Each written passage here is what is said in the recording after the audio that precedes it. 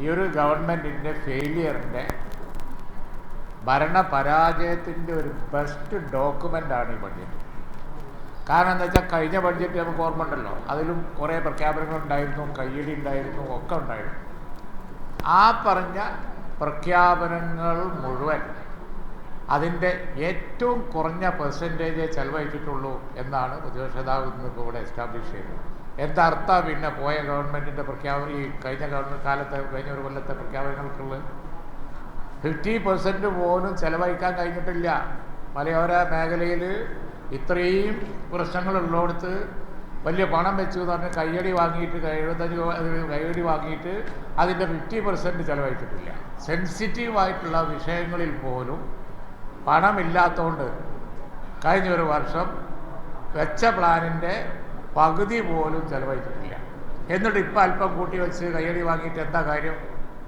മാത്രമല്ല ഇപ്പം എന്ത് പ്രഖ്യാപിച്ചാലും അതിനൊരു തെരഞ്ഞെടുപ്പ് ഡോക്യുമെൻറ്റിൻ്റെ ഞങ്ങളെ മാനിഫെസ്റ്റോയിൽ ഞങ്ങൾക്കും പറയാം, പെൻഷൻ കൊടുക്കും, അത് കൊടുക്കും, ഇത് കൊടുക്കും. കാരണം ഒരു മാസം പോലും കൊടുക്കേണ്ടി വരില്ല.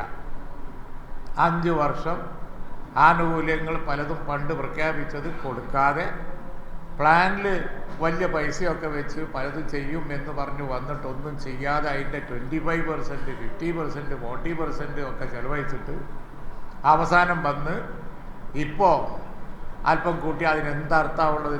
വെച്ചത് ചെലവഴിക്കാത്തവനാണോ പിന്നെ കൂട്ടേണ്ട കാര്യം പറയുന്നത്?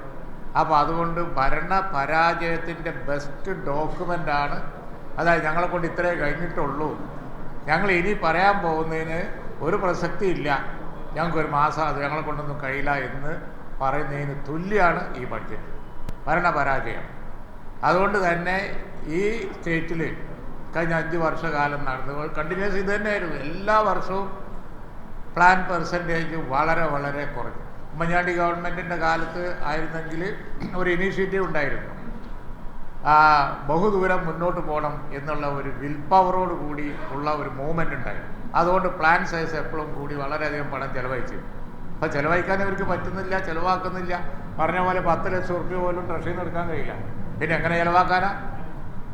അപ്പോൾ അതുകൊണ്ട് ഇവർ സാമ്പത്തിക പരാധീനത അങ്ങേ അറ്റാണ്, ഒന്നും ചെയ്യാൻ പറ്റുന്നില്ല. അതിൻ്റെ ബെസ്റ്റ് എക്സാമ്പിളാണ് ഈ ബഡ്ജറ്റ്.